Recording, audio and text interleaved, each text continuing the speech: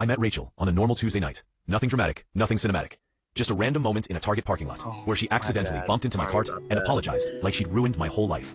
In hindsight, Don't worry maybe about she it. kind of did. Are you okay? She seemed like the kind of girl you meet once and never forget. The kind of smile that sinks into your memory. She told me she was new in town, didn't know anyone, didn't really have a story yet. Just a girl starting over, and I believed her. I don't trust people easily, but she made it so damn easy. She wasn't just nice, she was disarming. She laughed at my jokes, remembered the smallest things, listened like every word I said mattered. She looked at me like she'd been waiting for me, even though we supposedly met 5 minutes ago. The weird thing is, she never asked too many questions. Most people pry. But not her. She always let me lead the conversation. Always let me decide what she knew. Or so I thought. About a month into dating, something strange happened. We were arguing, nothing big, something stupid, like where to eat.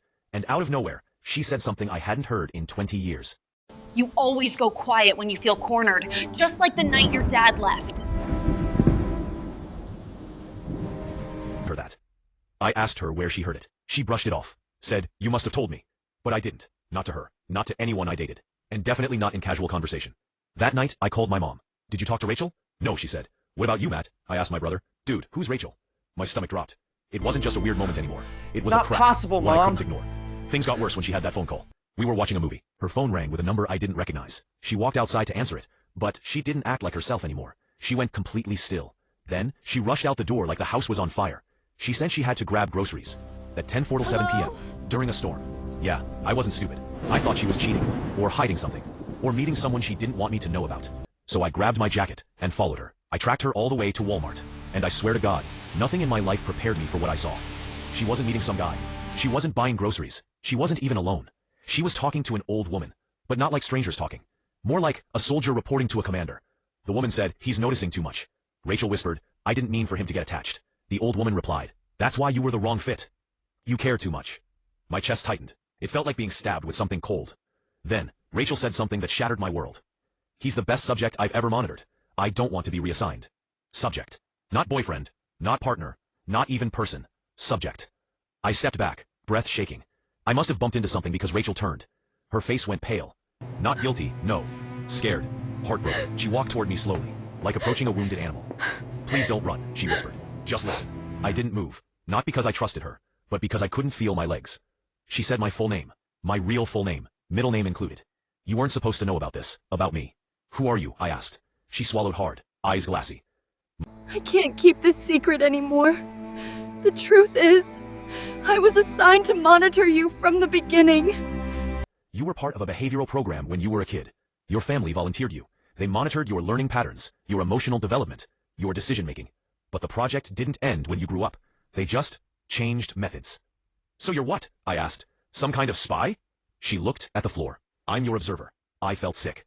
Everything you told me, I whispered. Everything we did. It was real for me, she said quickly. I know it sounds insane, but I cared. I care. But I can't choose my assignments, and I can't stay once you start asking questions. The old woman called her name. Her real name, one I'd never heard. Sharp. Cold. Rachel stepped back. We're done here, the woman said. But Rachel didn't move. She kept staring at me like she was memorizing my face. Then she said the last thing I ever expected. You were the best one. The only one who made me feel human. No, please don't do this! Let me out of here! No explanation, no closure. Just gone. The next morning, her number was disconnected. Her apartment was empty. Her social media deleted. Her bank accounts wiped. Like she was never here. I thought that was the end. Until 3 nights later, at 2:13 a.m., my phone rang. Unknown caller. But the moment I answered, I heard her breathing. Soft. Broken. Rachel? Is that you? Please, just tell me where you are. Silence. Then, they're transferring me to a new subject. I don't get to choose who. I don't get to choose anything. I could hear voices behind her. Footsteps. Radios. Movement. I shouldn't call, she said. But I wanted you to know something. My heart pounded. You weren't an assignment to me, she said. You were the only real thing I ever had. I felt my throat close. Rachel, I began. She cut me off gently. That wasn't my name, but it was the name I wanted with you. And then, just before the line went dead, she whispered, they're watching you again. Be careful. The call ended. She never contacted me again. Bree, and I never saw her again. But sometimes, late at night, I feel like I'm being observed. Not by a stranger, not by a government official, but by someone who still remembers me.